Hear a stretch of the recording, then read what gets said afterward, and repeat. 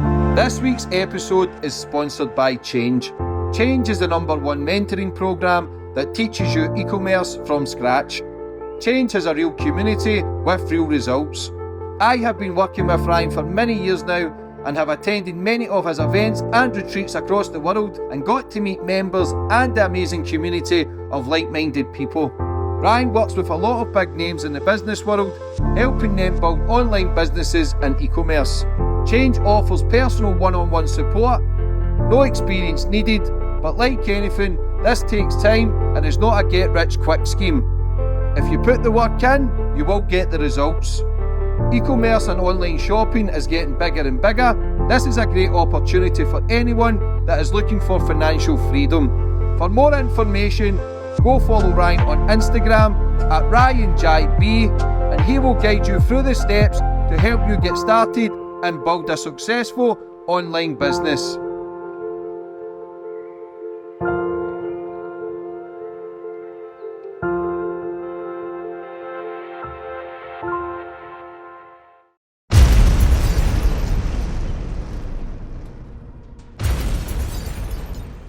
You can now follow me on all my social media platforms to find out who my latest guest will be. And don't forget to click the subscribe button and the notifications bell so you're notified for when my next podcast goes live.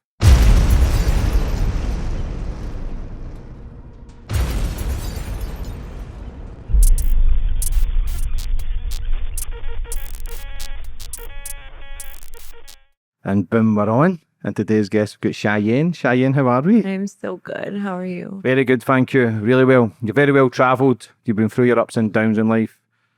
Spiritual teacher, healer, woman of many talents, model. You've also tried to help with child trafficking, which you've actually, someone tried to steal your kid. And you're very open with that. But amazing women doing amazing things. And it's good to have you on. Finally. Yeah. Thanks for having me. So, before we get into everything, I always like to go back to the start with my guests, get more of a bit of understanding about you, where you grew up and how it all began. Yeah, so I was actually born in Nairobi, Kenya. My parents are 4th generation African as well. So when people actually ask you, where are you from? It's not like, I'm not Indian, I'm not Pakistani, I'm from Africa. And they're like, no, but you don't look like you're African. I'm like, I'm African to the core. So it was really cool to grow up and witness like so many different cultures in Kenya. And then when I was little, we moved to the States.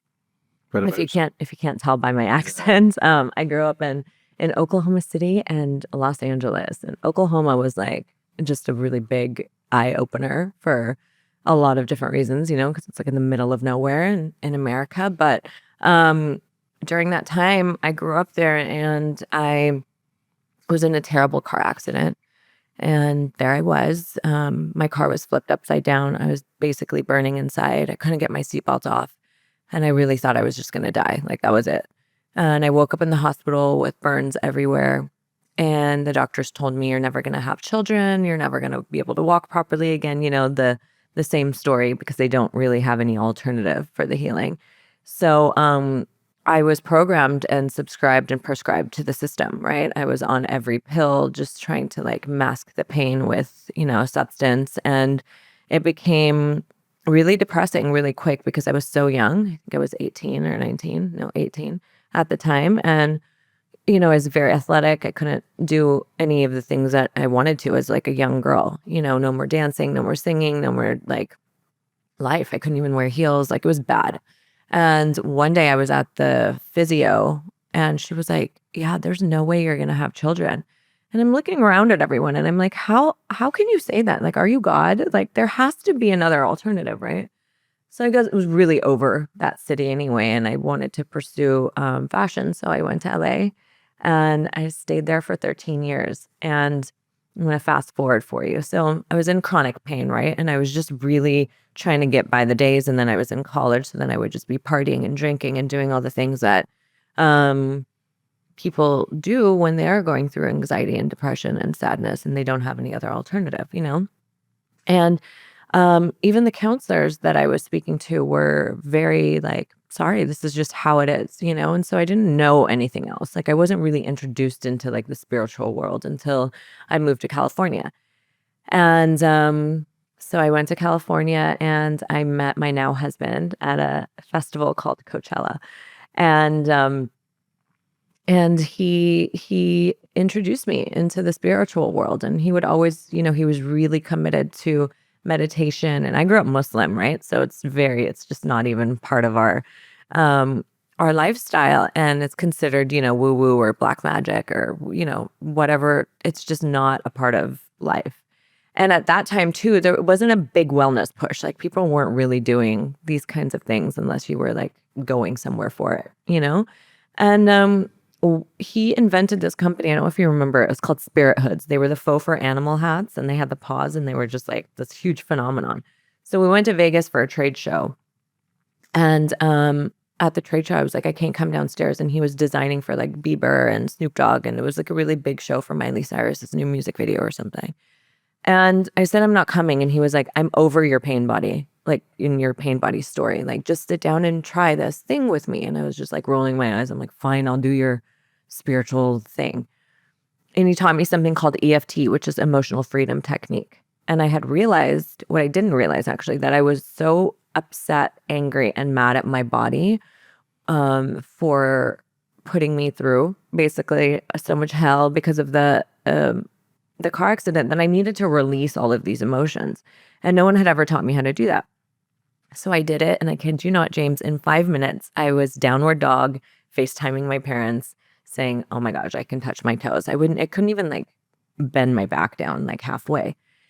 And then I was like, oh shit, this is real stuff. Like I became so obsessed with it because I wanted to give it to everybody. I'm like, oh my gosh, this can actually help change the world.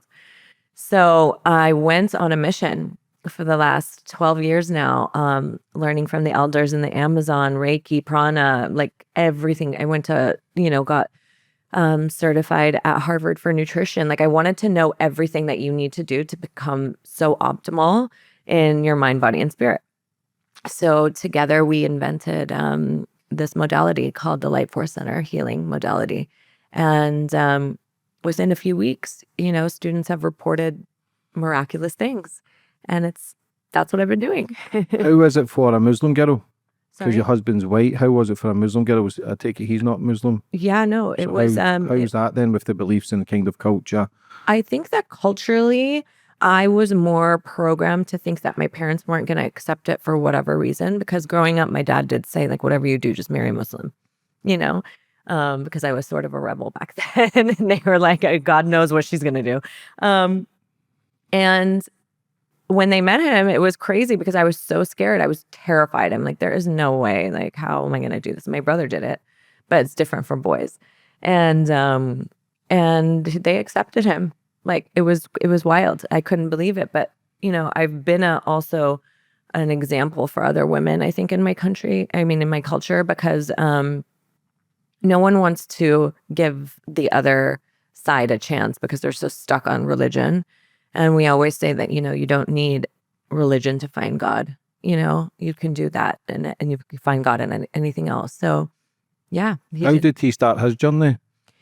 He started when he was really young in martial arts, and he grew up on a farm in Oregon after his dad was a director in Malibu, and was like, when he was around 7, they said, we don't want you growing up like this in California with the whole Hollywood scene. So they took him on a farm, hundreds of acres. And I think that really was the catalyst to change, because you would then understand how to grow your own food, how to take care of animals, how to actually take care of yourself, how to build a fire. Like most people don't even know how to, survive. If they were thrown in the middle of the jungle, they'd die, Yeah, definitely. And so that was really cool because I got to learn all of that at the same time as well. And that's how our kids are growing up right now.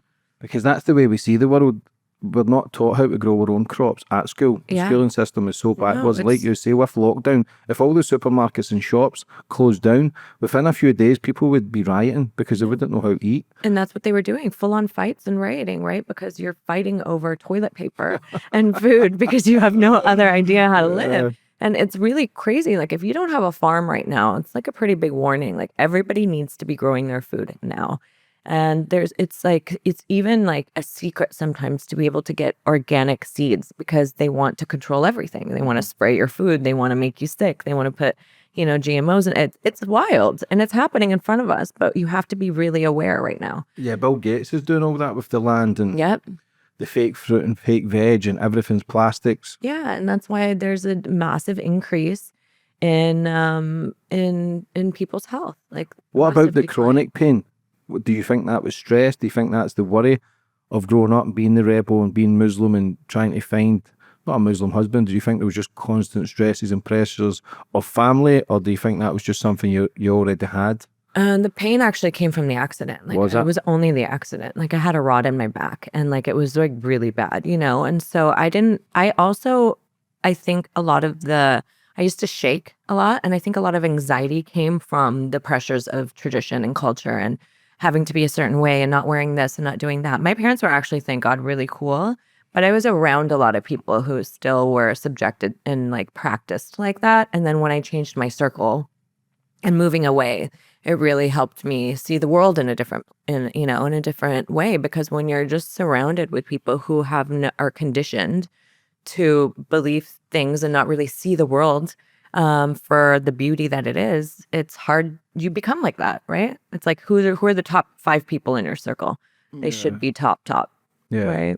So a lot of people, like chronic pain is on the rise, and a lot of people are struggling. I don't know, a lot of, but like you say, with the foods and the waters and the social media, like people are unwell, and I feel as if they knock themselves unwell because they're constantly talking about being unwell. Like your husband says, listen, Yeah. I'm fucking sick of it. Yeah. It's time to fix it. Yeah. But a lot of people don't know how to fix it. They think that's for a lifetime of what they've got, but you're prime example that you can make changes. Yeah. For anybody that is kind of battling with that sort of chronic pain and Yeah. overthinking and shaking, and now you're sitting here calm and amazing, doing great things in life, like how do they change? What's the process? Yeah. So I think the most amazing quote that we always say is, healing is not a lifelong journey. It has an end date, but you have to choose to want to go through that.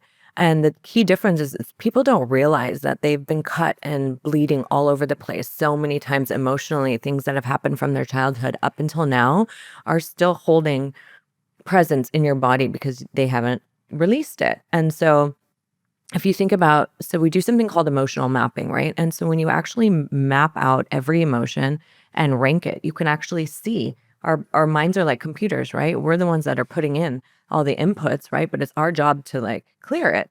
And so, on a regular healing day, for instance, I will have a map of everyone's emotions. For instance, people will say, I'll read the word anxiety and they'll say 10. And I'm like, you're actually living 10 anxiety every single day. So of course you're going to be really unwell, sad, depressed, lonely, isolated. These are all things we have to take into consideration. And then when you actually see it, because you're always running around like there's so much in your head, but when you put it on a map and you learn how to clear it, it changes everything. Then the body recorrects itself. It's science, right? And then when you map the characters, mother, father, brothers, the bully on the playground, the rapist, the abuser, unfortunately, 90% of our clients have been sexually abused before the age of 4. And so you're carrying all of these things around you when you really should just clear the instance that happened in the first place to be able to see who you truly are. Because the foundation of who we are is love, but we've been taught everything else, right? But it's hard. You know yourself, it's difficult to speak against some dark periods of your life. A lot of people just bottle it up, and that's where the chronic pain comes in. That's where the addiction comes in. Yeah. The anger, the frustration. Because even as a man, like, I know we're living in a society, everybody likes to talk, and feelings, men still don't really talk. Yeah. We just deal with it. Yeah. We just move on to the next day. Yeah. It's another day, move on, chapter after chapter after chapter. But then you lose yourself, right? Of course. And then you don't do the things that are going to make you feel good because your mind and your body are so exhausted from that constant program that's running, right? And then you lose yourself in it. And then you're wasting time because, all of us are here for a bigger purpose, way bigger than we know. But we're being taught to shut that off and just be hamsters on the wheel, 9 to 5 addiction, run away from the addiction by crazy partying on the weekend, go back to the same, cycle. Hamster wheel. Yeah. And it's destroying our youth. Everyone is addicted to dopamine and like really fast. Every child that I even see now, like my kids' friends and moms and stuff, they're on their screens. They have no idea what it's like to just live as an actual child. Like, who cares if they're bored? Like, put them in the river, put them in the sea, put them in, Nature. the ground, teach them Soil. how to grow their own food. Emotional awareness at such a young age is so important, because then when you're walking around with all these other people, you're like, wow, this person really has had no emotional awareness. And most people are like that. And it's really sad, but there is a solution. When did you start really investing into the journey? When did you really start opening your eyes? Because people call it a spiritual The awakening or awakening. whatever. Yeah, Like, 100%. there is a moment in your life, and people will say it can take months, years, but there is an instant that can happen at any time where something happens. It opens Yeah. it takes away the clouds just for a brief moment, and you question, okay, what is it then? And that was it. When I felt the body release, like I couldn't believe that it was no pill, no nothing, that it was an actual emotional choice to remove this instance of the car accident from my body. My body instantly recorrected itself, because I'm no longer saying I'm in pain, I'm suffering, I'm this, I'm not. Those are affirmations every day. I am ill, And when you reverse that, and when you really go into the power of, wow, my mind can do that, I became obsessed with it. And then I started awakening in so many different ways. Like I really started to freak myself out, because some people can see color, some people can hear spirits, some people can do all of that. And I was starting to receive downloads from God, from spirit, from all of it. Like, you need to go on this path. And he always used to tell me, don't shun it away, because you're here for a reason. You can help so many people. And when I knew that that was my vision and that was going to be my mission, then my purpose became my everyday life. Who is God to you? God to me is in everything. God to me is like the highest form of Energy? energy. And it's all energy, right? Everything else is just matter. And so where you put your energy and how you put your energy and where your intention lies is the direct result of how your spiritual being is. What do you think life is? I think life is meant to be lived. I think that, a lot of people don't understand that it's so easy. It's actually really easy to clear.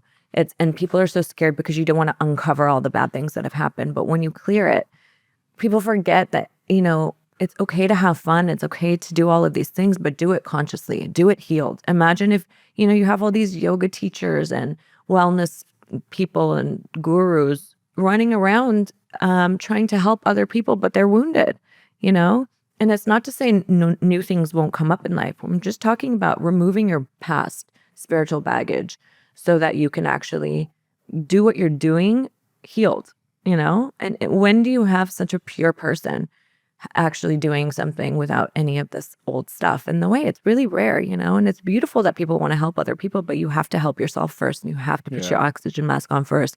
Otherwise, you're just going to get wounded results. But it's hard to be pure. It's hard to get to the source. When I always say it, but everything's static. Yeah. Social media, work in the system, bad foods, bad diets, not exercise, thinking bad about yourself, speaking bad about yourself, speaking bad about others. It's hard to really get to the true source, especially when you've been so programmed for 20, 30 years. But the beautiful thing is, it still can be done. Yeah, absolutely. And there is the 1% of all of us, right, that is really trying to have this new movement of the new earth on the planet, that people are awakening. People are actually starting to see, oh shit, this was a system kind of situation. Like, no, I can actually come out of this, make my own decisions. I can actually choose to see what the ingredients are in my food and my products. Like, why would you put, like Roundup weed killer and spray it in your kid's food? Like, those are actual ingredients, And I know RFK is working pretty big right now in America to eliminate all of that. But people don't understand that it's not even an option to not eat organic. It's not even an option to slather sunblock with, a million chemicals, which is the thing that actually gives you cancer. People don't understand the sun is not the enemy. And that's wild to a lot of us, but most people are asleep. And the cool thing is that the wellness movement is opening people's eyes. I think the cool thing is that people are starting to realize, especially after the whole thing went down with the pandemic, that, like I said to you earlier, the difference between a conspiracy theory and reality is 6 months. And then everyone's like, oh shit, like this was planned. And a lot of it's planned. And the sad part about it is, what are we going to do about it? So there's so many options, there's so many things to do. But the first thing that we have to do is make the choice to want to heal. You have to when you say that, when you say yes to yourself and to your body, your mind starts to want it, and then you start to go in deeper, and it's an energy. And I think that that's a really beautiful thing now, because yes, there's a lot of wellness things popping up, but I think the most beautiful thing are people are willing to go in now and really work on themselves, because when they don't, they know they've seen the other side. They've been to the darkness. You When you know, look at the supermarkets and it's got a healthy section, then what does that say about the the rest? rest, right? And I understand. And it's like this small. Yeah. Yeah. And I understand as well, a lot of people, organic food and healthier options is more expensive. Yeah. So it's easier to buy the cheap shit. It's Yeah. easier to buy the stuff that's not even food. It's not even real. We have Greggs in the UK, and you get a sausage roll and crisps and juice for like £3. Yeah. It's like people are just going for the simpler options because they just can't afford it. But the mad thing is, it's so easy to grow your own That's what crops. yeah. But again, a lot of people don't stay in fields or don't have that luxury. Yeah. But a little bit of soil, and it's amazing what you can actually grow. Yeah. I mean, regenerative farming is a really big thing now. And look, if you can't afford, and the other thing is, why do they make it so expensive? So you can't eat it, right? It's really about the choices you make and how much you're eating and what you're eating. You really don't need that much. You really need to just get into intuitive supplementation, what you're putting in, how much protein you're getting, how much vitamins you're getting. And it's really easy to switch your mindset and your diet to affordable living. What about fasting? Fasting is one of the best things that you can do in the world, as long as your water's clean. It's just difficult though. Yeah, It is it very is. difficult unless It you're is. purifying your own water. But then again, it's still going to have those plastics Microplastics. and Most people are drinking microplastics every day without knowing. And I think I saw something the other day where it was like they drink about a credit card's worth of plastic within a few days if you're drinking out of plastic water bottles. It's nuts. I mean, but what you can do is you can supercharge your water in the sun. You can what about the moon? and the moon, yeah. And crystals, putting crystals at the bottom of your water. But the best thing to do is find spring water. If you can, in most cities, you can find it. Glass jars, and take your water with you everywhere in your own container. And structured water is a really big, beautiful thing because it moves the energy around. You can change the molecular structure of water with your energy and your intention. So fasting is absolutely beautiful. Fasting, really helps with people who have chronic disease, weight problems. Most people have never flushed their organs even. So if you're also feeling bad emotionally, physically, you need to be doing a lot also to biologically catch up, right? So liver flushes, colon, kidney. Most people have a lot of fat around their livers, which is why they have IBS and all kinds of other different problems. But I personally fast at least 18, 19 hours a day, as well as eat my weight of my protein. And like, it's just a mindset. And I think when you're really in it and you start to see and feel better, then the results are, unmatched. How do you flush your organs? I use this company it's like the Rolls Royce of cleansing. It's called Zen Cleanse. And what you do is first you have to starve the body of everything, and then you have to bind it, right? So binders such as bentonite clay or charcoal. And then it comes with the whole kit. So you're basically on a water fast for 21 days, and all you're drinking are enzymes. And then you're flushing with all different kinds of herbs that put in. James, if you saw what, I'm sorry, this is so gross, but I'm obsessed with this stuff. If you see what comes out of somebody who's been struggling, or even myself, and I consider myself really healthy, we're in a day and age where our food and our water and our pollution and in our air is so contaminated that even I have parasites, and you can see them come out. You're just like, I'm going to do this. I'm going to keep going, right? Because 21 days is a long time. But for people with cancers and stuff like this, it's very important to flush out everything. You have mucoid plaque that comes out. I'm not joking, like a foot long. Kidney stones, liver flukes, and all of this has just been sitting there, right? And so of course that's going to mess up your membranes, your cells in your brain, your whole digestive system. So it's a really powerful way. I do it at least twice a year. Liver flush you can do every few months. What about the parasite cleanse? A parasite comes with it. Yeah. So when all in one? All in one. And if you don't have Zen Cleanse and you want to do it the old fashioned way, it's literally a juice or a broth cleanse for 6 to 7 days. And on day 7, you take Epsom salt and olive oil and food grade Epsom salt and it flushes your liver, and you'll see. And it's wild. Yeah, like snakes. And I've seen people when they were doing it for. there's definitely worms and all kinds of Yeah. things. Yeah. Is that why? Because they say with the parasites that makes people crave sugar. Crave sugar, crave more fatty things because that's all they're used to. And also, you know, I don't even eat fish anymore because they're being farmed. And if you can put a piece of salmon, even in Dubai where we are, right? I ask everywhere I go, is it wild or is it farmed? And we're at a sea and they'll be like, it's farmed. I'm like, from where? Like, you have to ask questions and understand where your food is coming from. And they just did a test on salmon the other day because they put it under a microscope and the amount of parasites were equivalent to 6 more pieces of salmon on top of one. And, you know, salmon can't be farmed. They need to swim a few hundred miles a day to get that color. So then they're injecting the color into it to make it look like salmon. I mean, it's nuts. Like, you really cannot even eat properly anywhere. It's really hard to even eat at restaurants because you don't really know what's in your food. What about vegan? I used to be vegan. I've tried a vegan diet. It doesn't really work for me. Also, it's really heavy on carbs, and I get really inflamed with like legumes. And have you ever read the brain grain?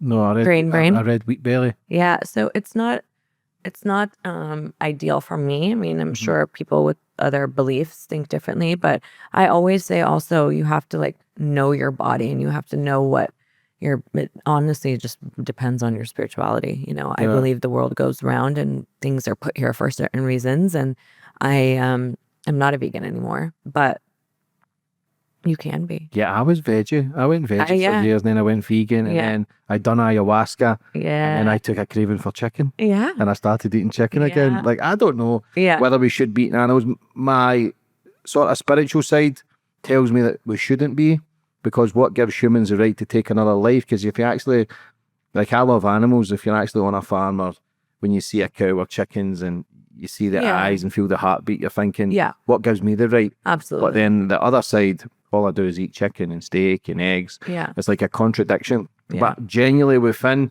I feel as if animals are here. I don't know why they're here. We can look at it all different aspects. Same as like lions, elephants, giraffes. Yeah. Are they here to help move, not mountains, but like bricks, and help build things, and everybody's different shapes and sizes? Or because what gives us the right as well? Now, this is for someone who loves steak, but what gives us the right to choose what animal we should be eating? We're not. Because I fucking love dogs, and if anybody harmed my I dog, know, I'm doing a life sentence, and that's not Yeah. word of a lie. I'm fucking killing them Yeah. because. But then, It's- what gives me the right to then choose who I should Which be eating? animal? It's called the Bambi effect. So it's like whatever's not as cute, you're allowed to eat. Is it? Yeah. You know, it's really sad because when you sit with the elders or the indigenous in the forest, they have such a sacred way of you know, slaughtering, and they believe that the animals come and they give their lives for you in sacred prayer and ceremony, right? So I have a lot of friends even in California who actually do ceremonies and do their own farming in that way because they know why. A lot of people like us maybe don't know the why, but I just know that it's a very spiritual thing to even think about it, right? But also I do believe that as humans, we're built to also consume animals as well. And I think it's just the circle of life at this point, but consciously, right? So like pigs, they don't have a jugular cord. So when you slaughter a pig there, that you can't drain the bad blood, which is why Muslims and Jews don't eat pork, right? So, and then in certain different cultures, if they're slaughtered properly in the name of God, like in Islam, you are paying the respect to the animal for giving their life for you to feed so many people in different villages and stuff like that. So just really, I think, depends where you come from. And I think that's all it is the way you see it. yeah, I've dipped my toe into it all. I felt great when I went veggie. I Yeah. felt great when I went vegan, but also felt great when I was eating meat. yeah. That sounded a bit gay Me there, too. but Yeah, and I think it's a personal choice, and we also have to get over like whatever other people do. Like it's up to them, and it's how you feel at the end of the day, and you have to live for you. You know, did you spend time with the Native Americans? I did.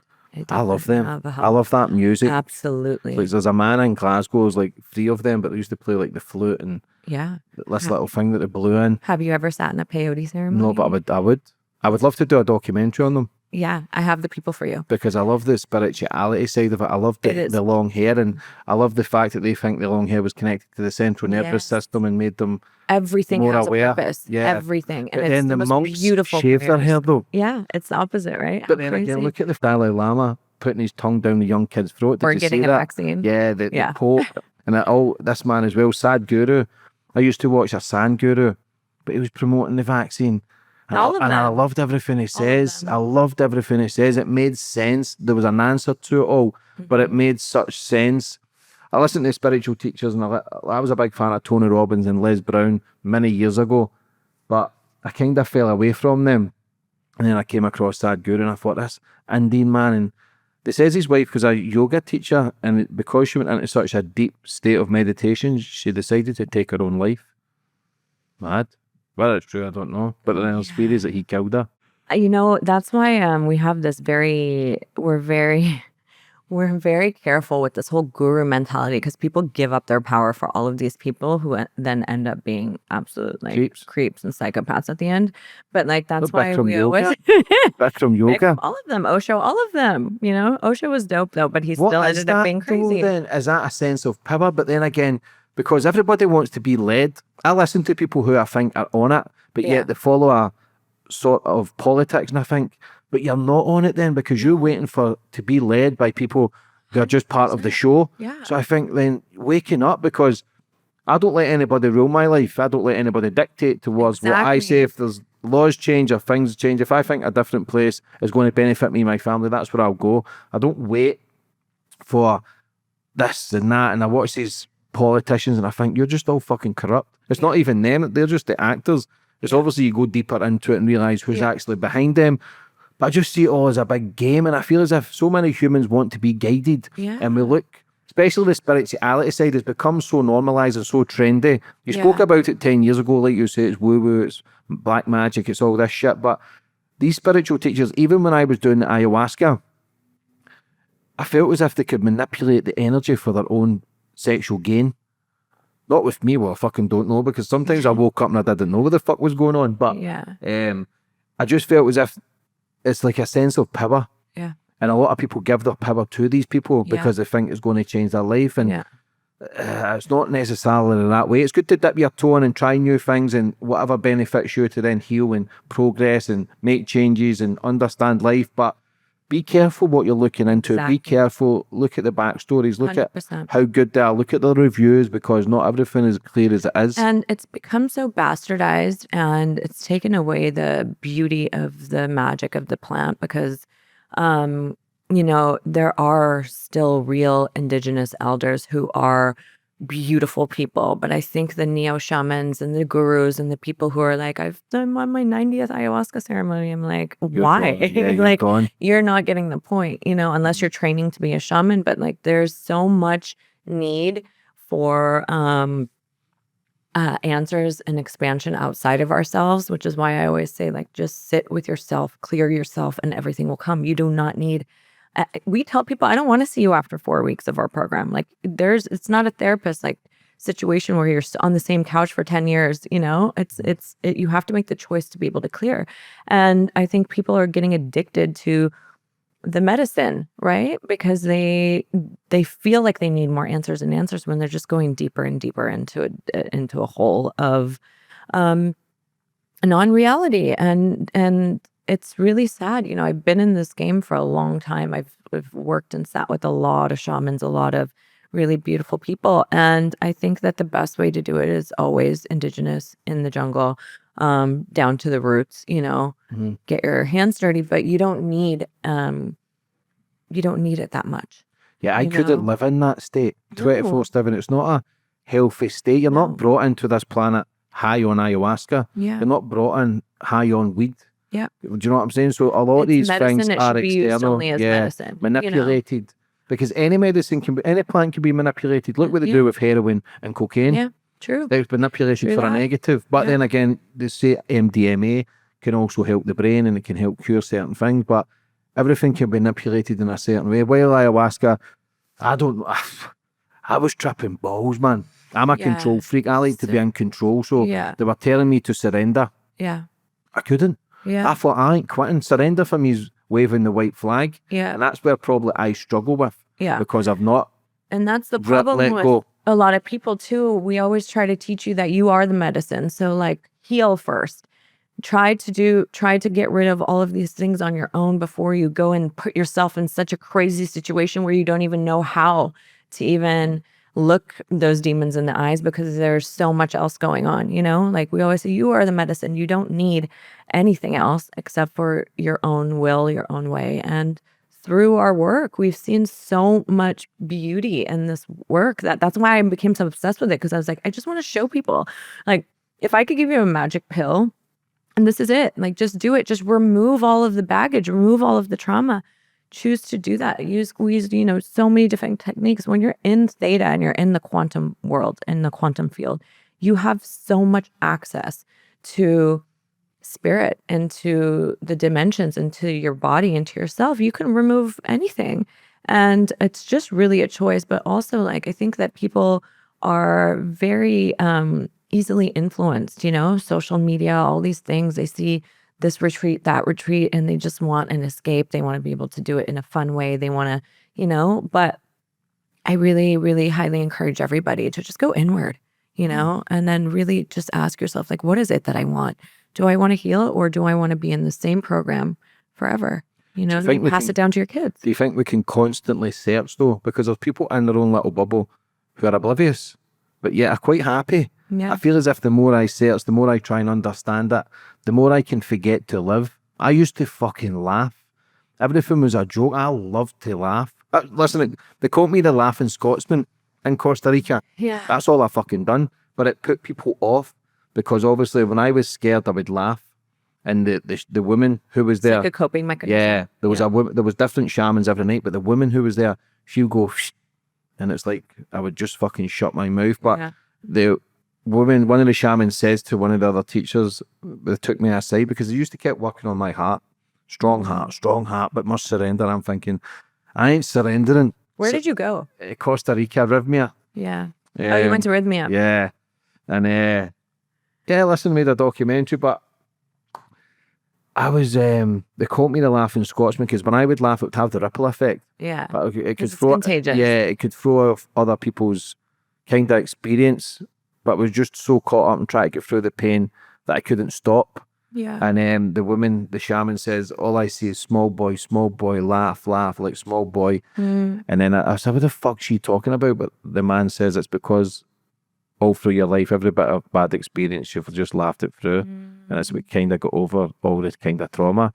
Yeah. And that's the thing, you know, everybody. It made me sad when they said that, because I thought, yeah, it makes sense. Look, everybody has all of these wounds and they're just band-aiding them, you know, like constantly. Like if you cut your hand and your arm, you wouldn't go about the day bleeding all over the place. You would tend to your wounds. The same thing has to go for your emotions. You have to sit down and clear it. Otherwise, you're going to end up, you know, not yourself. And you're going to end up with a completely different mind, body, and spirit. That's not the foundation of who you truly are. And then you just have a buildup. Like if you can imagine how many people and how many bad instances you have in your life, it's crazy. So even with my 7-year-old, I started teaching him this when he was 3. Now he'll something will happen and he'll be like, Mom, I have a fear. I'm like, okay, where is it? He's like, where do you feel it in your body? He's like, in my heart. I'm like, okay, scale it on a scale of 0 to 10. And he'll say the 9. And then he'll sit and he'll clear it, remove it, scream it out, whatever he has to do until it's down to a 0. And you have to do that with every instance in your life. You can learn how to literally remove everything. I mean, I've had people whose fathers have raped them, you know, come in and be completely clear. I've had people who have gone through and don't even realize what the word love means because they've been so abused, who are thriving now. You know, it's really a choice about wanting to, and it's really a choice about there's a, you know, a breakdown that comes with everything. I think when people are at their lowest or at their bottom where they know they're going to get there, that's when people come to us. They actually are like, we've tried everything, every Tony Robbins, every Joe Dispenza, every this and that, because no one's really teaching you how. They're giving you all the motivation. They're giving you all the purposeful talks and, you know, the talk therapy. But what is the how, you know? So do people really get over that with being abused by a parent or a loved one? I had a a girl on a few weeks ago, nice girl, but really dealing with some trauma, and she used to get abused at 5 and 6, and she's doing OnlyFans now. You'll tend to see a lot of OnlyFans and porn stars come from severe abuse, some abandonment issues, but she believed when she was 5 and 6, if the man never came and abused her, she would start thinking that he doesn't didn't want love her her anymore. Yeah, It's so fucking messed sad, up. that. So remember I told you I just came back from Australia filming this documentary, and I was speaking to one of my friends about it, and he was like, wow, you're really in the belly of the beast, because what I had to do was sit with escorts and people who have been in the traffic game and who have no idea why or how. I mean, they're so messed up, right? But normal people would just judge them and be like, oh, you're a prostitute or you're an escort. But when you really sit with these beautiful women and you understand why and how, it is really because they are being lured into this world that we are all living in. It's happening literally underneath our noses. 90% of people who are abused are being abused by the people in your circle. It's 1 out of 3 now. The children, that's why I'm so big on your children do not belong online. Their faces do not belong online. You will be shocked if you know what people are doing with AI. They're literally taking children's images, turning them into sex dolls, and selling 3 to 4-year-old sex dolls on Amazon. Like, it's nuts. It's not 300 million files are shared a day. It's called C-Scam, which is child sexual abuse material. It's not porn, because porn is for 18 and over. These are children who other people and predators are requesting to see images and videos of them being sexually abused. Children as little as with their umbilical cord still attached is what people are getting off on. So it's such a disgusting place, but it's actually, that's the pandemic. It's nuts. And so we have to look at these things, because everybody just wants to turn away when you hear something sad about a child being raped. It's like you have to look at it and see and make your decisions in life a lot better. You have to, educate yourself on who are the people that your children are spending time with. Why are they allowed to have sleepovers? Who are their teachers? Who are their dance instructors? Who are, you never leave. It's non-negotiable now. My daughter doesn't have sleepovers. No, absolutely not. Every person, every teacher who used to my sons don't have sleepovers. I questioned them all. Unless I'm there, yeah. Male and female. Yes, 100%. Who the fuck are they? Why does that man want to work with kids? Yep. Now listen, there's a lot of great men out there who want to do 100%. it good for kids, and football coaches and scouts, but the majority of the paedophiles come from these people because 100%. they're working with kids. So if I'm attracted to women, I want to be around women. If you're attracted to men, you want to be around men. If you're attracted to kids, you want to be around kids. So you've got to question them. Question everyone, because and most of them, it happened to them, so that's what they know. All they know is how to abuse because they were abused so little. 1 in 3 become abusers, or 2 in 3 now, I think. It's really the biggest issue. So we have to make really great choices. So like what we were talking about earlier, when I was in Bali on a vacation, I used to live in Ibiza. I went for my child's 2nd birthday, and I woke up to a man trying to steal him from my room, in our room at 3 a.m. And that's when it really hit me, after I turned that pain into purpose. Luckily, I have my child now, but imagine if I didn't wake up, And so that's when I started to really go really deep, and I saw all the messages on this man's phone, and they were going to traffic him for $500 because he's mixed baby, because, he's gorgeous and he looked like a girl, but he was actually a boy. And he had long hair and was tan, and they thought you can get extra money. You get $200 extra if it's a girl. And it was just like, I was just like, oh my God, I can go either way. Deep depression and like just bottle up and not live life and shelter him, or let's do something about this and let's help. So my goal here is to educate people that it is happening everywhere. It's not just in third world countries. It is massive in the big Western world. It's massive everywhere. You have to be really careful with everything you do. One of the girls I was talking to in Australia for my movie in an interview was trafficked on Instagram in Australia, And so they lure you in. They target the young ones, and it's just it's such a pandemic. Yeah, I've had many people on now speak about it, and it's such a thriving business now. It's took over the drug trade Yeah. because it's not about the trafficking, the prostitution, the raping of children. It's about also the black market, selling their organs and doing many other things. Yeah. Like some of their organs are going for like 100, 200 grand in Yeah, the black market. Like absolutely. it's such a big business, Yeah. and it's millions of kids go missing every year. Yeah. Can we stop it? I don't think we can the way it's going, but all we can do is speak about it, make people aware of it, Absolutely. make Exactly. people understand. Yeah. And it's so sad because there's so much beautiful things in the world. There is so many great fucking people. You know, I've Yeah. spent a lot of time with you. Listen, I've spent a lot of time with fucking wankers, Yeah. idiots. Same. Do you know what I'm saying? When I think, nah, fuck Yeah. off. I ain't no fucking saint either. I'm very quick to tell people to fuck off if need be, but Yeah. I just feel people need to be aware, and it's sad to stop your kids from having sleepovers. It's sad to question their karate instructor, their football coach, or the postman. Yeah. But you don't know with these creepy bastards. Even when your kids are going sleepovers, you don't know if there's cameras in the house. You read about men who's got cameras in the house.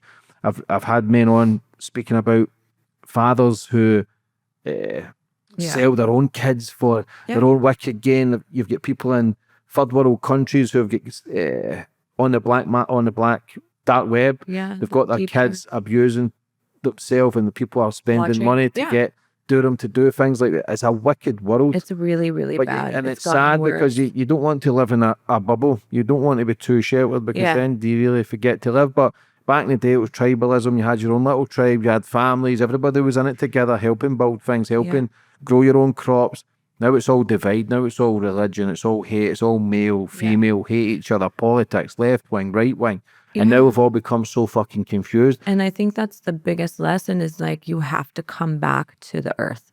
You have to come back to the basics. You have to learn how to grow your own food. You have to give the environment of safety through these teachings. You have to be able to be so well educated and understand the world we're actually living in is not what it's, this beautiful, it is geographically, but most people are not here for the good, right? And which is why I think it's really, really important to start to change your life and to start to understand what you can do, where and who is really out there to, destroy, and I think that it's so beautiful to meet people like you too who get it and who want to share it, right? Because there's so many people who are just like, no, there's no way. And that's fine. You can't convince anybody of anything, but you can teach and you can lead with love and you can show them that there's a way. Like people don't believe me when I'm like, I literally don't even have shoes on every day. I don't wear makeup. I live in Africa with soil on my feet every single day. I buy my groceries literally farm to table or on my farm. I actually live that, like you have to live what you're preaching. Otherwise, what's the point? But you also have to come into these different environments to, they call me the shapeshifter, right? Because you'll see me like this, or I'm at Paris Fashion Week or something, but there's reasons why I'm there. You have to be able to influence the masses. And when you can switch one person who is super powerful in the world, it will help a lot of other people, And so I think that you pick and choose who and what and where to be and why, and then make the why purposeful always. What do you think the war between men and women is now, feminine and masculine? For me, I like to think I'm a masculine man. I like to lead by example. I like to provide and protect. Yeah. Probably overprotect, but that's who I am. As women, I believe the centre of the universe. I believe the world revolves around women. The way they can carry a baby, the way they can nurture it, the way, how they louder for the people in the back. I've always says that. I believe Beautiful. the man should lead by example, though. I believe if a masculine man comes into someone's life, I believe the woman will automatically become submissive, not in a way where you're bowing down, but in a way of just, I trust this man. I just feel as if the men are becoming softer. Listen, a lot more people becoming gay. It's just the facts, and it's not to shoot anybody down. I don't give a fuck who you are. A lot of women are now becoming masculine. Yeah. And the roles are kind of reversing now. Yeah. And I see it, like I say, listen, be who you want to be, have fun, but when you see men dancing on TikTok, when you see it's just, it doesn't really sit well with me, and they're only having fun. I get it, but I just don't see, there's not many conversations I can have with a man and he just seems to have his shit in order. Yeah. You know what I'm saying? And I feel as if the women are just becoming boss ladies in their 30s, 40s, still single, but they've got that great lifestyle. Yeah. But then it becomes so lonely. I think there's a lack of the masculine men. I think there's a great calling for men to wake up and do what you came here to do and what a man really, like the true definition of a man is. I think that you're a great example of that. I think people who do the work and who have purpose and vision in life, I do not see that. I can count how many men have actually come to our program, you know? People are not willing to do the work, but what they are willing to do is get addicted to the other program because it's easier, right? Or they front how they really live. But I think the women are forced and they're still single because they cannot find men who they can actually trust wholeheartedly and hold, you know, it's so, I have so many friends who are older than I am, like in their 40s, who are still single. But yeah, boss ladies, and the why is always, well, I have no options. Like there's actually no options unless you settle. Yeah, but it also can be said for men because women aren't traditional anymore either. No. Women are becoming fucking crazy. Yeah. Listen, I ain't easy work either. Yeah. But I know my value, I know where I'm going, I know my worth. But we're just living in a society where social media is fucked with everybody's mind. Everyone. And porn. Yeah. Man, the more porn you watch, the more depressed you are. It Yeah. darkens the amygdala, it darkens the brain, where it's just and that's why a lot of men are turning gay as well, because watching porn and watching all these willies and this and that, men just start normalising it. Yeah. Like, it's so fucked up. I had someone exposing the porn industry and how dark it is. Over 90% of stuff that's on Pornhub is all abuse. Yeah, and it's all of the porn industry is what is leading to our children being hurt. And anything that has to do with sexual distortion should not be a part of anybody's life if you are an actual real human being. You know, if you're actually here for any other purpose. If you are watching porn still, if you have any type of sexual distortion, it will mess with your brain. It will mess with your environment. And then in turn will lead to depression, anxiety, and all of that, because that is not real. It is devil's play. It is killing our children, our foundations, our youth. Everything that is taught from that is not traditional or old school. You know, you want a beautiful wife who's going to have the same values as you do, and cook and clean and be at home, but also be able to trust in you as much to be able to fly, right? And not be that submissive, but know that she has her own values as well. That's very rare. You know, I do agree with you on that. But everything's shifting, everything's changing. I don't know if that's what the people in power are trying to force, that narrative to be independent, to be this and that. Like, I feel as if men should always look like men build the world. I feel as if women create it. Yeah. And if you can understand, we both have masculine and feminine energy. Yeah. I feel as if men are just becoming so feminine though. Yeah. And I think, fucking get your shit But together. you know, a lot of that has to do with abuse as well. You think so? Oh, I know so, 100%. From men Yeah. being abused? Yeah. A big percentage of men must not speak about that then, eh? Yeah. But they do, in like when you're in the statistics of it all with child rescue, and you speak to, like, in Australia, you know, the men that came forward are definitely spoke about how it was because that's what they knew when they were little. So their gender, you know, it was based on how and who their abuser was. So, I mean, I'm not saying all gay people are gay because they were abused, but I've spoken to a lot and I've seen it and I've researched it and I've been in this rescue mission for a long time. But yeah, a lot of that comes from being abused as well. If I have had biker bosses on, gang leaders, I've had SAS men, some of the toughest men on the planet, but they says when they were getting abused by men, they then questioned their sexuality as if they were gay, but they were only 12, 13 being groomed. Because you don't even know who you are at that point. Yeah. You know, if you're being groomed, forget 10, 12. I have like 3-year-olds, 4-year-olds, 5-year-olds. Like, what else are you supposed to do? You have no way to even comprehend life at that point. But if that's what you're shown, that's what you know. Right? How long have you been involved in the child protection thing for? I have been, it's going on 7 years. What's the worst thing you've seen or heard? Man, it's story after story. I mean, I would say like the gang rape of children. I mean, newborn babies, that's pretty wild, you know. I don't think that there is any one case that is more, you know, sadder than the other. I think that even just the thought of it is disgusting. And I think that the more people stray away from spirit and, you know, truth, the more people get involved in this. And I think, have you ever seen a reality show that's like good for anybody besides a documentary? Like look at all these people that are on these lame ass shows. These are the examples that people, look certain. up to. The children that are allowed to watch TV, this is what they see constantly. They want to be like these people. And the only way to be like them or get there is through, OnlyFans. And because a lot of people don't have the money to be a Kardashian or, whatever. But it's disgusting because no one is out there preaching any of this that has been given any limelight. But why? Because they don't want you to watch anything conscious. They want you to be able to be stuck in this world of self-loathing. Like, I mean, the people who are on television and who have been giving this space do nothing else except for lower the vibration of the universe anyway. Like, it's disgusting. And so it's really sad because, I don't even own a TV, but it's the news, it's the media, it's these role models for children, it's the way in people in social media. It's the majority of the world is unconscious and leading a really low vibration. There's a few of us on this end that are saying, let's flip it. Let's have, look at this way. You can have power and beauty this way. Like when I was speaking to one of the prostitutes and escorts and telling her that I'm proud of her for telling her story, it was just like a whole different world to her because she doesn't know what love is or being proud of. Like she's usually just,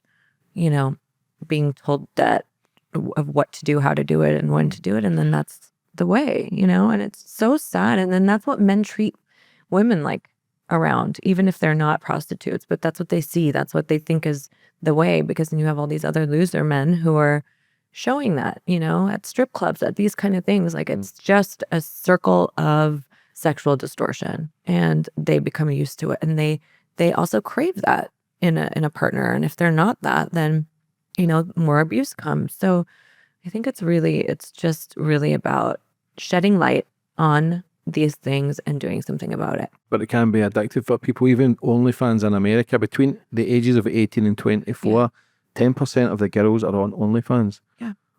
Now, listen, it's a free-for-all for anybody. There was times in my life when I took drugs and I thought it was normal. Yeah. When I was gambling, when I was doing bad stuff, I thought it was normal. But you do waking up and the girls on OnlyFans, there wouldn't be an OnlyFans if men didn't pay. Now, men are becoming weaker, men are becoming lonelier. 1/3 of men are virgins. Men crave attention just as much as women crave attention. I believe men love respect. I think if you've got respect for a woman, or the woman's got respect for you, you'll do anything for that woman. And if the woman feels safe, she'll do anything for you, I believe. Yeah. But with OnlyFans, it just seems they're selling it's not selling their soul because they're making money and they feel as if the money fills their soul. But it always takes a I toll. always ask them, like, do you feel like you are, like, are you happy with this? And they're like, no, I don't even have a soul. Yeah, what do you think of OnlyFans, girls and men? Do you think they pay at a cost? Now, the money, some of them are making millions per month, but it comes at a cost because you can see the struggle. Maybe not now, but in 5 years, 10 years, and we're more normalizing it. So the world is becoming a little more seedy every day. So I feel as if they're paying a cost, not just mentally, but spiritually. What do you think of people who do OnlyFans? I just observe and not judge and know, because I don't know everyone's story. When I say there's nobody you don't really like until you hear their story. But I think that is sexual distortion. I think that all of these women have been so displaced in some point in their life to be able to go to those lengths. I think the self-respect is not there, I think, in both men and women. And I think that when you get addicted to something and then that's all you know and you crave, then you're stuck in this cycle. And I think that it's people also choose the easy way out for things. And I think it's an easy way for people to escape. And even if you're making $1 million or you're making $10 on it, it's the same job. And I think that people need to really go inwards and understand what self-respect is like, and heal from whatever it is that's putting you in this place to begin with. Yes, people make mistakes, and yes, you have the chance. You have a chance, and they're so young. Just look at it as you are contributing. No matter how old you are, if you're on OnlyFans, if you're watching porn, if you're doing anything sexual distortion, you are contributing to children being sexually abused. It's just how it goes. It's the business, you know? And I was talking to one of the girls too, and she was telling me how she couldn't get out of it because the pimps then, give them drugs to stay awake all night so that they can be with more men. And it's just a trap, It's the drug industry, it's the porn industry, it's the entertainment industry. We know how dark the music industry is right now. And I think it's just really about wanting to know that you want to change your life and then do it because it's just an absolute place of destruction, regardless, There's times and places for everything, even the strip clubs and even, those places, when you're going there or when you're going to a certain club or a party that there's going to be some sort of distortion or some sort of negative energy there, right? Because when people are drinking, why do they call them spirits? Because spirits come out, right?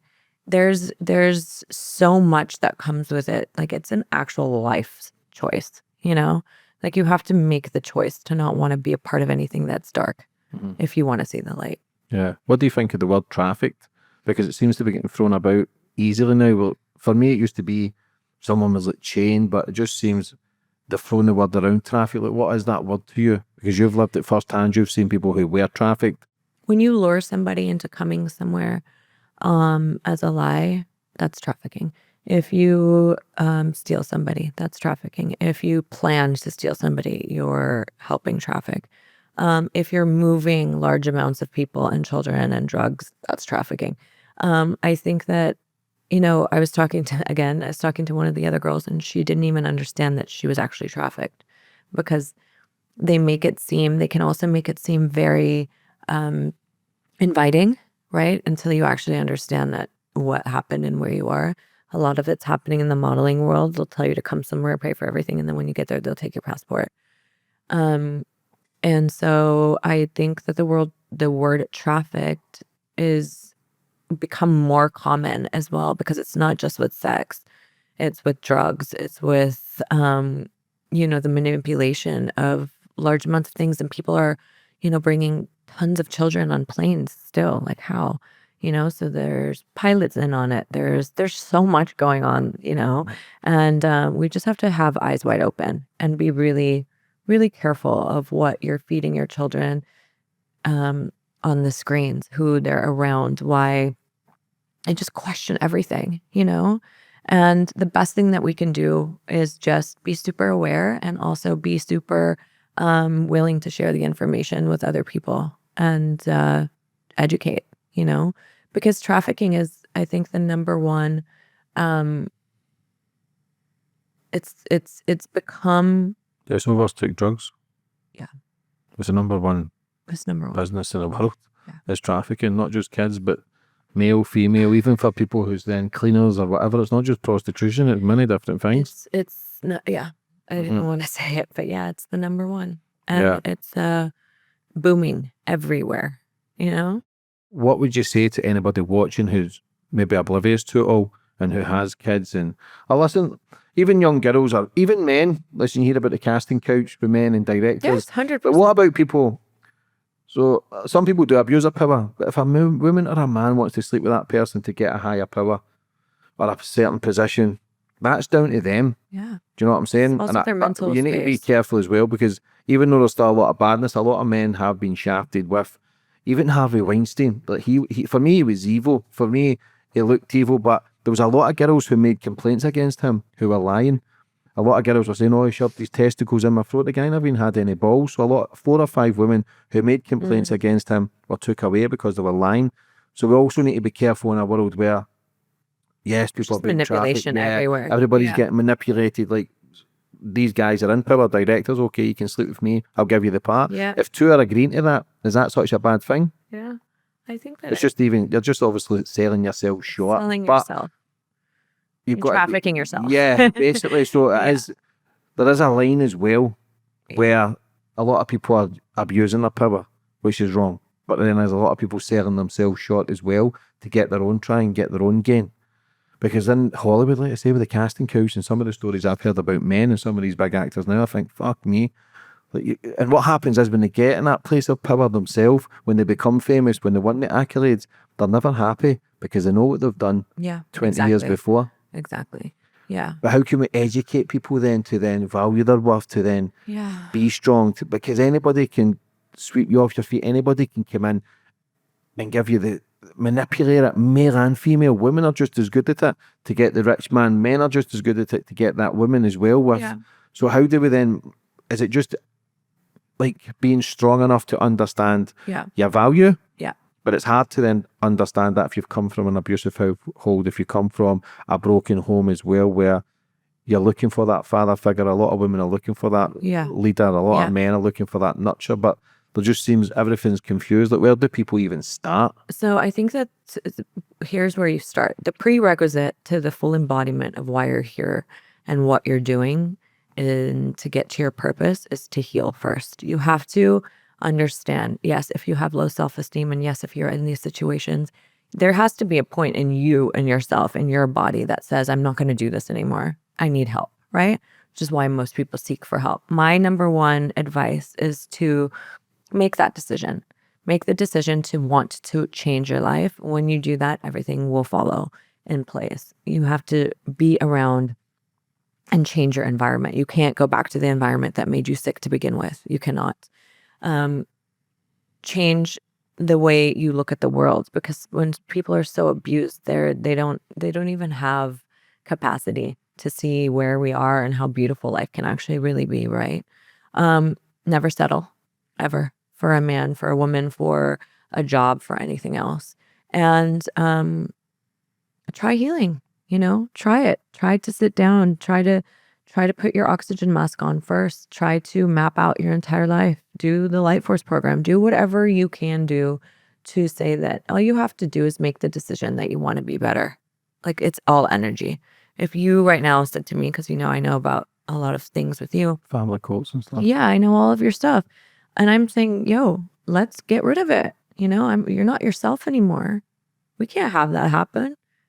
And that goes for everybody. You need to lead with your heart always. You have to lead with your heart, and your heart is, the foundation of love. We were born in love. Everything else is taught, surrounding. So also, like, my biggest advice too for all of it is, you take your children offline, please.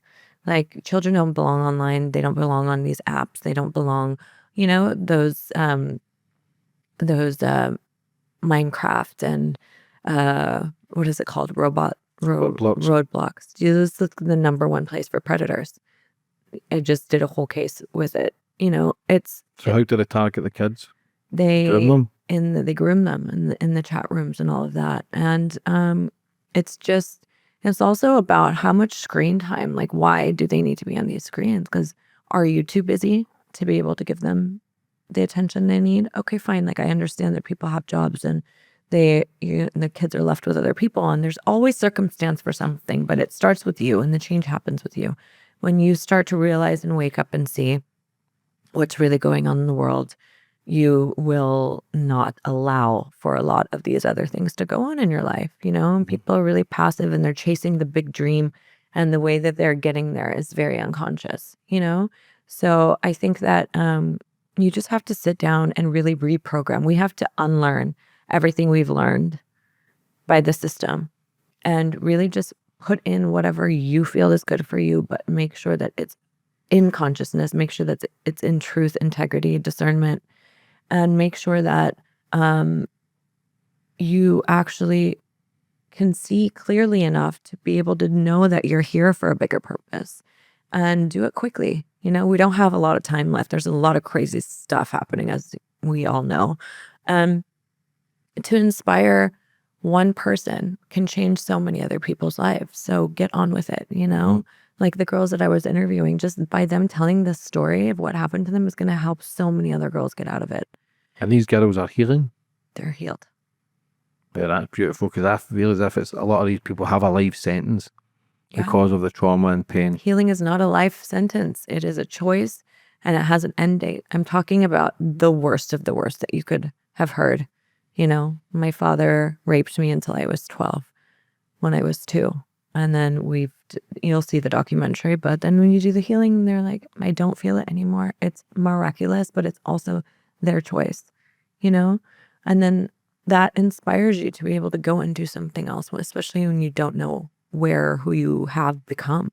Do you think anyone has the blueprint of life when you're born and what you should actually do, what you should eat, how you should speak? Is there any cultures that you've been around or any people you thought, yeah, that makes sense? Like when we speak to everyone, nobody really has it figured out. Like we all have our own aspects and opinions and the way we see the world, but there must be a blueprint because I don't know how long the universe has been here. I don't know how. Yeah. You can read that and they can tell you it's millions of years, billions of years. We genuinely don't know because what we read can be all bollocks as well. So, is it anyone you've came across and like I love the nature side of things. I love the bare feet, the ground and the soil, the cold water, the breathing techniques. Even though I know all that, I still don't gravitate towards it because life is so hectic. Yeah. I'm still a winner. I like to thrive. I like to hustle, but I don't want to be one of those guys either where I work so hard and I forget to live because my family's the most important thing. My kids, my dogs, my mum, my sister, my nephew. What is the point? Yeah. What is the point of it? Yeah. And you have to find balance with everything. But then if you ever came across where somebody thought, yeah, that's it. Because even when women give birth, everything's backwards from birthing their back and coming under artificial lights and coming out drugged up. Like it's so important to understand water births and they took pregnancy and birthing away from women as well. Like I birth at home, no doctors, no midwives. Like I'm a bit psycho. But and water. I tried in the water. Most of the kids didn't want to come in the water. But they're not. No. But yeah, you're not supposed to be strapped on your back, doped up with all kinds of medication and being convinced to have a C-section. Like women were meant to birth, like leave them alone like animals, Yeah, because the kid is so at ease in there. It's in the womb. Yeah. It's so pleasant. If a kid comes out crying, something's not right. No. How do you think women should be given birth? I think that, first of all, I would like to preface this because I always get slammed for this. However you've given birth and however you've chosen, I think that's amazing. I think women are so powerful and we have the largest portal in the planet to be able to birth another human. That's the most absolute divine program that you could be given as a woman. However, I do think that women have been completely indoctrinated into the business of babies.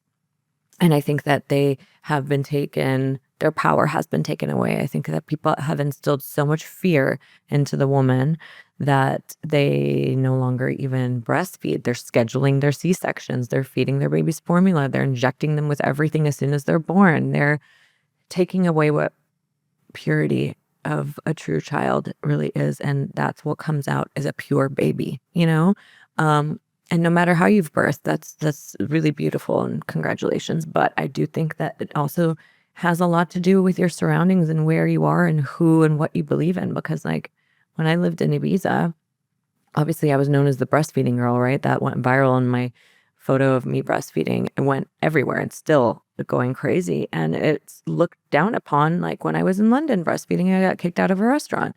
And I think, it really depends on where you are. But I also really think you have to preach it because like I have done so much to convince other women to try to birth naturally and they have been told that they can't or that their baby is breech. Well, if your baby's breech, do a meditation, turn your baby. That's what I did. Or you can have a baby breech naturally. It's science. I think it also takes a certain type of woman to birth naturally. I think that if you're not already living a natural life fully, that you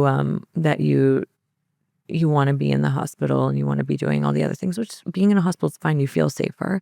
That's okay for you. But I think that what they did was they took away the power from the women to be able to convince them that the medicine that they need was actually the system medicine, where in turn alternative medicine is a real medicine. No, your kid shouldn't be coming out drugged up. And it's lack of education. Yeah. And then you can't even breastfeed. A lot of women now want C-sections because they want to protect downstairs. Like, it's your fucking kid. Yeah. Like, it's understanding. And breastfeeding is so important. And I always scream this stuff. It's so important because the formula is so bad for kids. They're giving K boosters or K vitamin boosters, which is just no relevance to a kid, which also has links to leukemia. Now, I ain't a medical professional, but I've spoken to enough people who then speak out against this stuff. So it's to question it. And like you say, if you go into an NHS, these women are telling them, no, you need to be here in hospitals, and they don't own you. You can have a birth anywhere you want. Obviously, you want it in the safe space, but in your own home, your own environment, candles, darkness. Apparently, the kid will come out more at ease.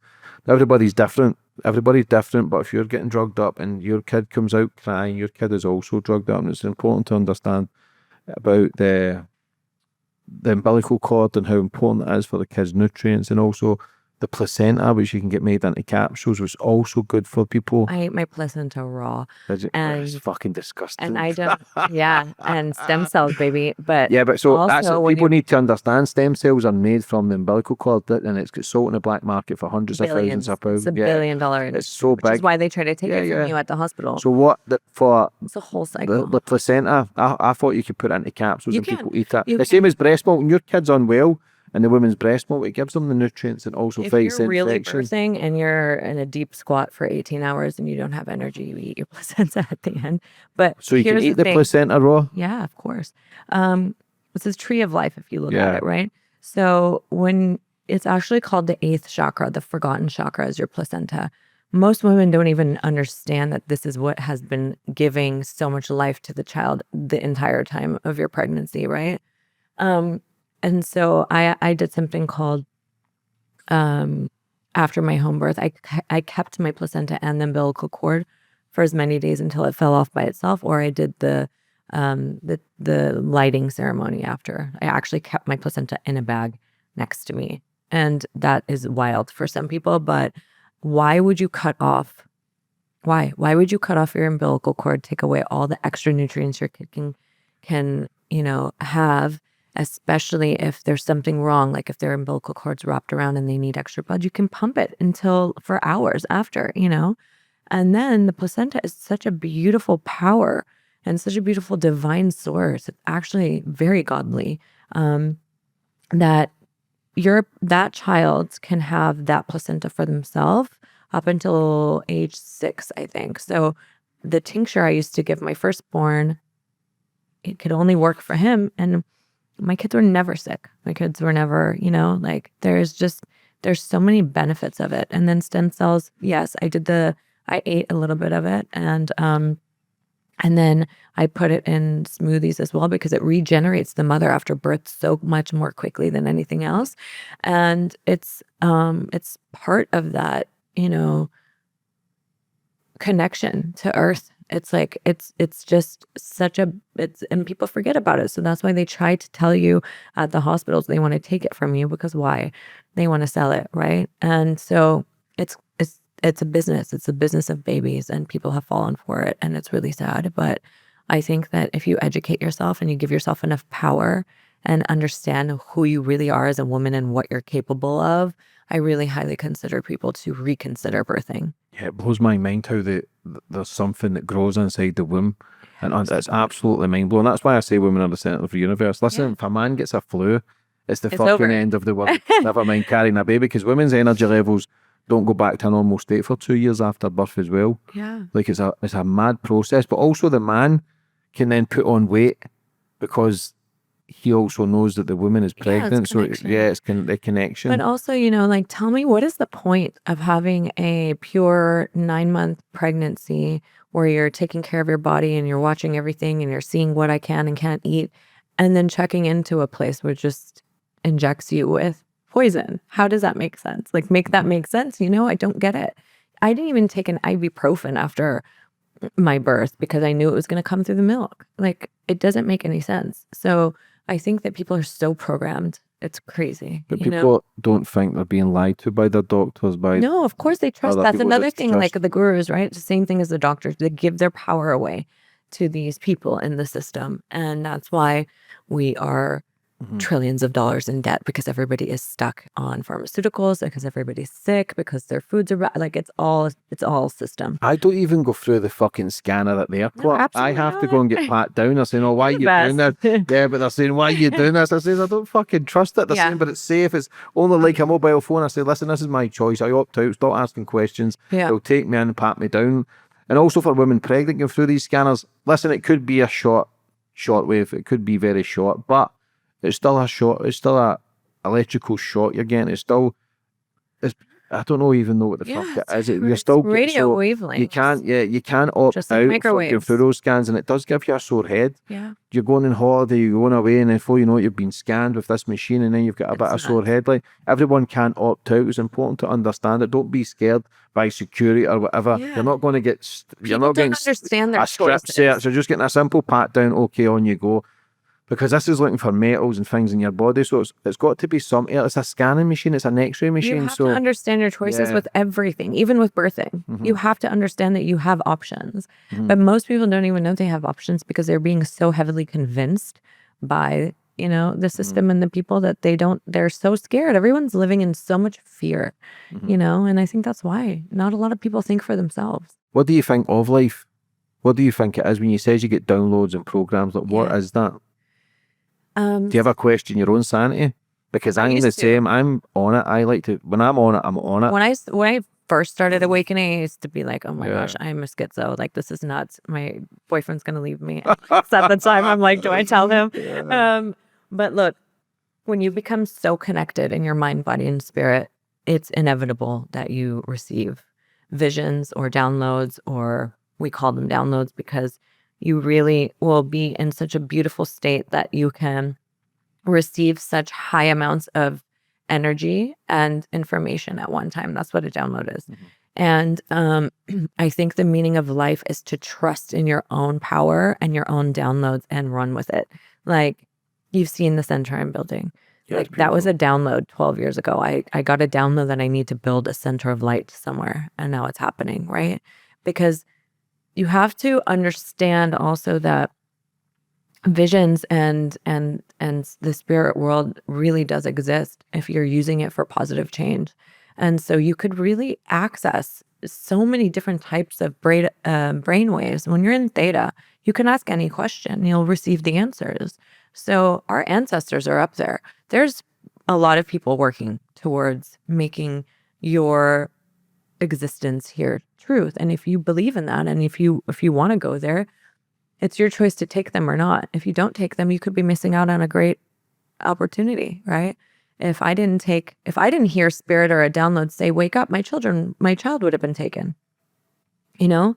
So when you can sit and clear and connect in with yourself every single day, there's no, I'm like the monk that, have you seen this meme where there's a monk that's like flipping off traffic? If I don't sit down and clear myself or clear my energy or make myself present before I go out in the world, that's me. It's the monk, right? But you have to understand that you come first. It's not selfish, it's self-love. Like, you have to put yourself first in order to be able to operate at the highest vibration. And if you're here for something big and you're here for something bigger, then it's your responsibility to do that. When people are like, I don't have 40 minutes to meditate or sit down, I'm like, well, then you need to sit longer. You have to balance your life out. You can't just work, hustle. You're going to burn out. You have to be able to take care of yourself, your mind, and your spirit. If you sit down with yourself, this is a fact and you're going to love it. I'm going to make you start doing it. 40% productivity in your day if you sit first. If you sit and you wake up, you have gratitude, you show love for yourself, you make yourself a warm water, and you sit down and say, hey, James, how am I today? Connect in with yourself, clear and activate. Set a light bubble around you, and then go about your day. You'll have a 40% increase in all things good. And your brain is going to want to do all those things. Maybe I will go boxing today. Maybe I will do something that is going to benefit me. That's not, What about that? I always seem to contradict myself sometimes with this kind of journey I'm on, because I like nice things. I like watches, nice cars, I like nice houses, I like to travel the world, but also on the other hand, I think it's all bollocks. I think, like you say, with the farmhouse and the crops and the animals, I love all that, but it's like I battle between it. I think, oh, that's nice, but then I think I could go more productive. As long as you don't have attachment to it. If you lost your watch today, I don't give a fuck anyway. Exactly. So that's beautiful. So that we're also living in a 3D, 5D world. Enjoy whatever. If you like a car, fine, but you can't have attachment to it, and you can't flaunt like, all these losers do. Always say, they post about their bags and shit. That's so lame. Like, it's absolutely so lame. And like, there's a time and place for all of it. You also have to be relatable. Like in my work, when I'm out in Paris Fashion Week or I'm doing something with these people, it's because they need to see it on a certain level, not because I'm there for it. And then but your majority of your life has to be spent on the other side, right?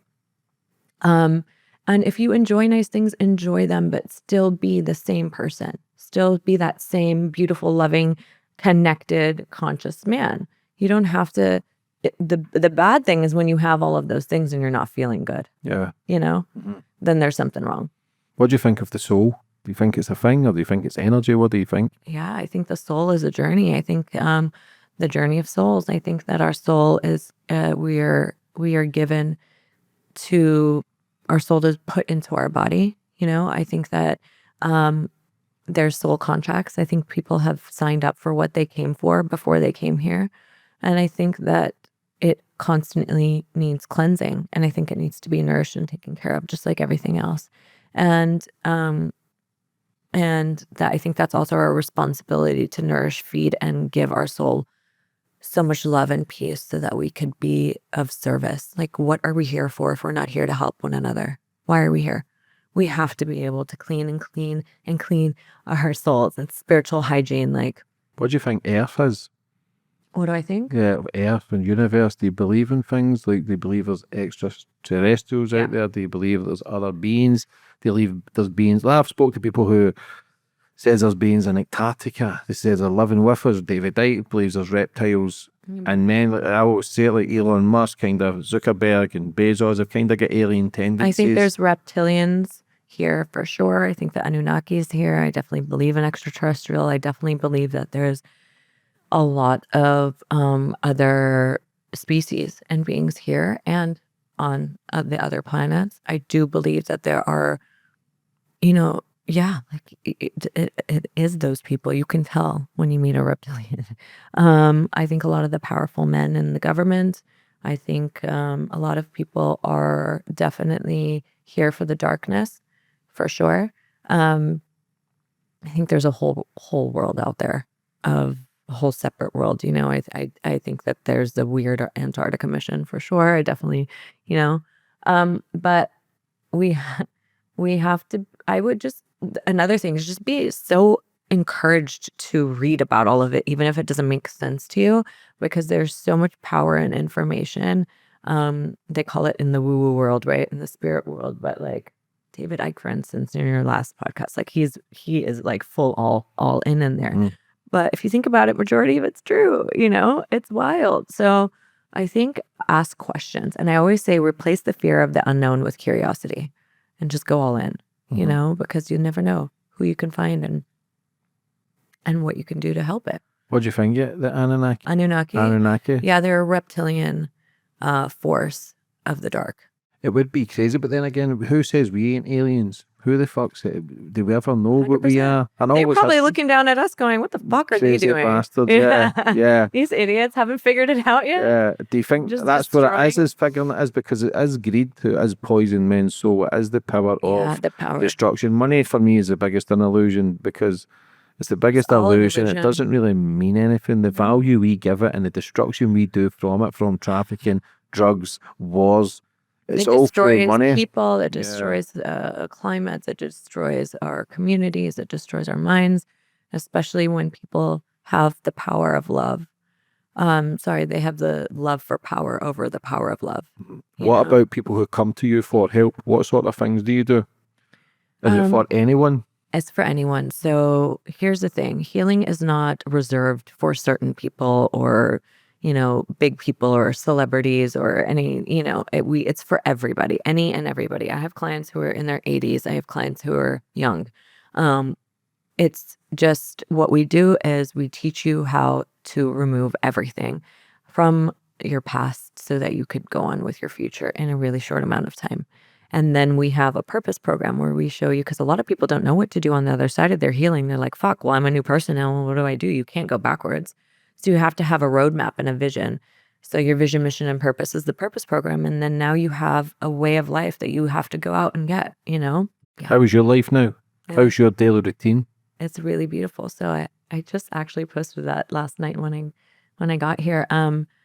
My morning ritual is exactly what I said. Even when I wake up and I open my eyes and I'm looking at the ceiling, I'm like, thank God for our ceiling. Like, thank God I have a roof over my head. Like, people don't even have water to drink right now, you know? So just waking up in gratitude sends dopamine and serotonin into your cells. And your body's like, oh, you're saying thank you. Like, you're not upset you didn't sleep. Even though I didn't sleep, I'm literally not going to affirm bad things. I'm going to say, hey, I am so grateful to be here. I'm so grateful I'm going to see James today. I'm so grateful for my family.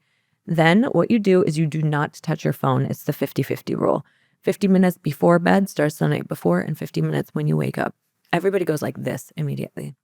When you check in with yourself before you check, well, not anymore.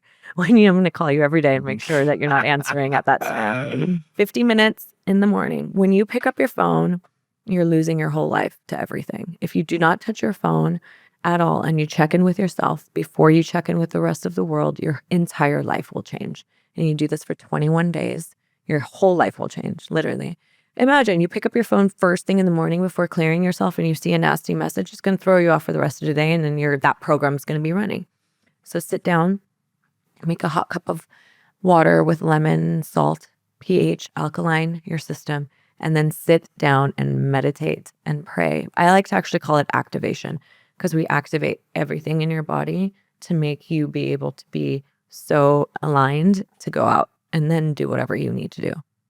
Even if you don't have the 30, 40 minutes, do something at least for 10 minutes. I'll send you obviously the meditations and all of that. But yeah, you can increase your productivity by 40% if you do that every day. And then imagine going out into the world with a light shield on versus like, oh my God, I have this, I have that, I have that court case, I have this person, and this person's WhatsApping me, and I have to check. Then you start to scroll. Then you open the Instagram. Then you see all this other bullshit. Feed yourself beauty and love before going in there. Put your oxygen mask on first. Take care of your mind. If you can control, the only thing we can control are our emotions, right? So take care of yourself in that way and make sure whatever you're putting in is of the highest vibration. And that goes for everything. Phones, scrolling, food, the people around you are really important. What you're spending your time on. When you're not boxing, when you're not swimming, when you're not doing all of those awesome things, it's gonna hurt later. It's already hurting now. What's your plans for the future? Well, I am currently building a center of light in the middle of Nairobi. It's called the Light Force Center. It's a place for people to gather together in a beautiful environment to come together and heal. It's a retreat space. It's along with regenerative farming. I'm working a lot with the kids in Africa, philanthropic work with this beautiful place called Shafco that my friend has invented that's already helped 6 million people come out of the slums. We're doing a lot of work with I go into the schools, into the slums there to teach them protection because they're also subject to a lot of sexual abuse. So I teach them at a very young age how to say no and to do all these things or to help the kids that have been hurt there. Do you think it's worse in some of these places because they don't? And like the Western society, we've still got a lot around us. We're still quite aware. But if you go into the slums, do you think more people are getting abused, or do you just think it's a level playing field all around the world now? Yeah, a lot of people are getting abused for sure because there's a room the size from the back of your wall to mine with 10 to 12 people in it, and that's how they live.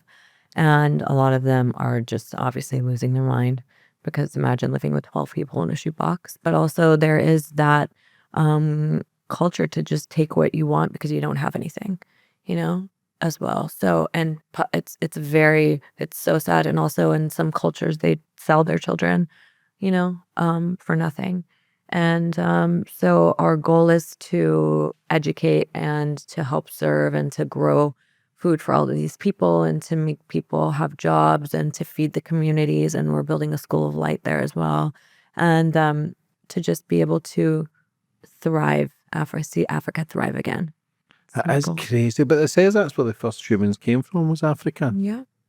I told you earlier, God spent a little more time there. Yeah, I just feel as if it's crazy that there's so much homelessness and destruction. Even I done a homeless documentary many years ago, but I've kind of drifted away from it. I still do a bit of work, but not as much as I should. But it's crazy that we can just walk by people on the street and it's just another human being. Yeah, That's somebody's like when I used to live in LA, yeah, so bad there. And New York, and even in London this last time, I was like, how can you even let this happen as a government or you know, a mayor of this city. Like you'll see people like just they need help. Like obviously something is wrong.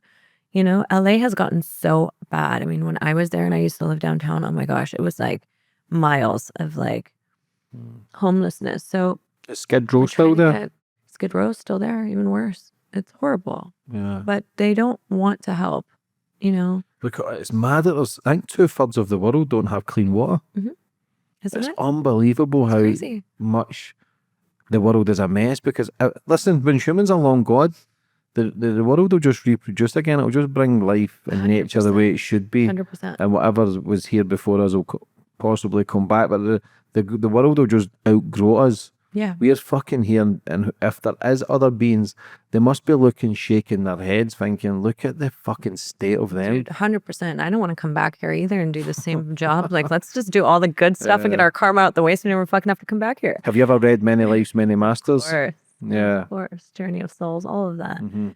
I love that. Was one of my favorites. That was part of my awakening.